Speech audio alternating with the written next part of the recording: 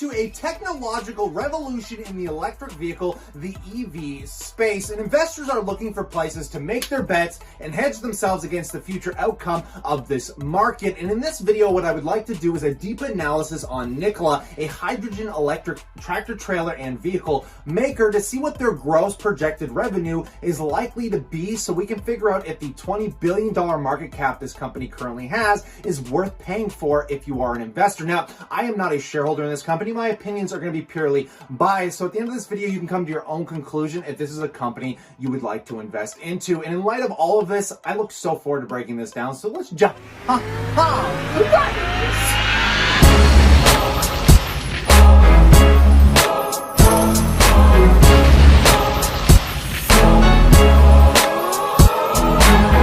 Welcome back, my passive income investors. I like to do a quick analysis on Nikola and some of the numbers that we currently have available to us, which you can find by going into their investor relation page. Now, you can simply Google Nikola investor relation. This page will come up, and what I would like to do is basically look at their roadshow presentation that came out April 27th, 2020. And if we open this up, guys, I'm just going to get right into the key statistics for you. Now, this is a company that already gave itself a $10 billion valuation based off 14,000 plus trucks that are sitting in pre-order reservations. Now, these reservations aren't concrete. They're purely based off the idea that the company can get to manufacturing and scale by 2022 to 2023, when these things are supposed to actually start rolling off the factory line here, folks. And these are the FCEV vehicles, which are these hydrogen electric powered trucks that do 500 to 750 miles in range, which you can see and analyze by going onto their website here. But what I would like to do is figure out how much money they actually plan on making off each one of these trucks. Now, if we scroll through their investor relation, we're going to find out a lot of interesting stuff. We're going to see their partners. We're obviously going to see the landscape of the tractor trailer industry, which is a very popular industry, as in Asia alone, I think they sell about, on average, somewhere around 100 to 150,000 tractor trailers on an annual basis. So this is a very large market. And if we scroll down to the bottom here, we can see the single FCEV truck lease unit economics.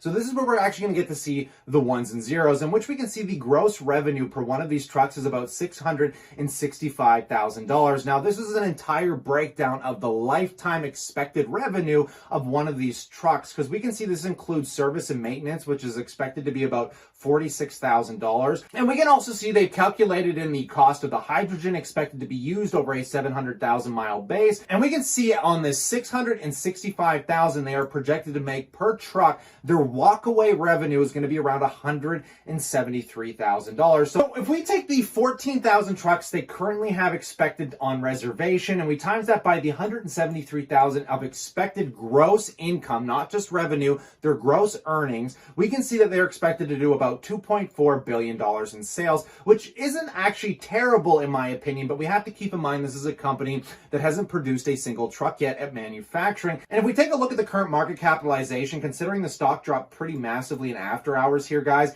it's sitting at about 17.63 billion, but at the peak this was a $30 billion market cap. And let's just take a base mean here of maybe about 20 billion in case the stock decides to come back in the next couple of days here. So if we take the idea that the company's worth about $20 billion, we divide that out by 173,000 in gross earned revenue per truck, we can see they're going to have to sell about 115,606 trucks. Now, this is a pretty large number, and at scale, if we look at the global market for tractor trailers, you might think to yourself that, that's actually not that much. But again, guys, this is a company that hasn't had one truck roll off the factory line and is not projected to till roughly 2023. But let's just keep moving forward and see what other information we can find. Currently, they have a lot of contracts with some pretty big companies that have been falling out. Nikola and Ryder just terminated an exclusive partnership. So this is some other stuff that you're going to have to pay attention to, because the contracts they currently have, like I said, are not concrete. And when you have competition coming up with companies like Hyliion that are a little bit better on a valuation basis, and a lot of other new companies, Toyota, are also working on their hydrogen vehicles that are all expected to come online sooner, if not roughly at the same time as as Nikola,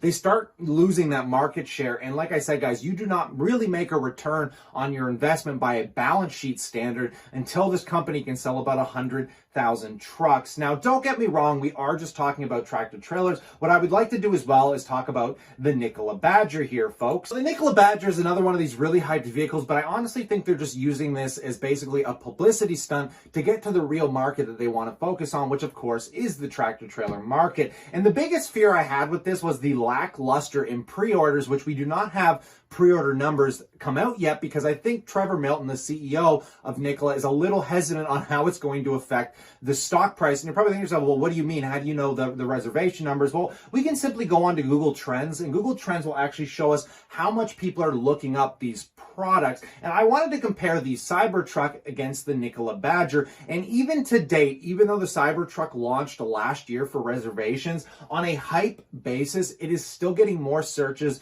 and more clicks than the Nikola Badger. And we can see by the blue line, which represents the Nikola Badger when they started releasing reservations, that it slightly became more popular than the Cybertruck, only to burn out, not even a week later. And if you want to see something really interesting, if we scale this out over basically a 12-month period, and we can see that when the Cybertruck first came out, guys, like it was off the Richter scale. Like everybody and their grandmother was talking about it, and yet, Nikola is still non-existent on this chart. So I am very worried about the current reservations they are going to have, because that's probably another major revenue driver to kind of help bake in that $20 billion market cap they currently sit at. Now, aside from this, one of the biggest concerns people have had with Nikola is that basically it is a vaporware company. Well, what is vaporware? Well, it's a software or hardware that is being advertised but is not yet available to buy, either because it's only a concept or because it's still being written or designed. Now, Trevor Milton has stated that this stuff is not vaporware, and he released this video of this truck. So let's just take a quick peek. All right, guys, here we go. So, as you know, a lot of people have been giving us a lot of crazy grief and, telling us the fuel cell truck was fake.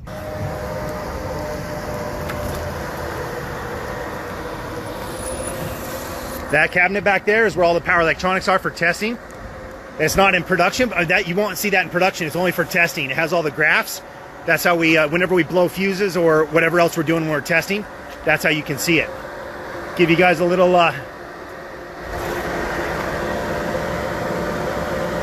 view of the e-axles. Now, this is a pretty helpful video because it actually shows they have a functioning prototype, because you have to remember the first truck they made that they previewed on a stage wasn't actually safe for people to sit in, out of risk of hydrogen exploding being an extremely risky volatile substance that they've had taken a lot of time to get under control. The reason I do not like this video is it doesn't demonstrate that the tractor trailer is actually functionable. They do not put a weight load on it and drive it down a 200-mile stretch. And that is the biggest fear that I have around this company, is that they're basically only showing working prototypes or the actual idea that these are simply vaporware products. And we see this in every video he posts on Instagram, is that we don't see a fully furnished, finalized idea of this truck actually working in the real world. Now, I always find it funny because Trevor Milton likes to make fun of Tesla, and they actually tried to sue Tesla because they said they kind of copied their truck design, which had to be made to essentially get fuel efficiency throughout the vehicle. But at the same time, Tesla will not release anything because they are incredibly good at building hype around their products, which they were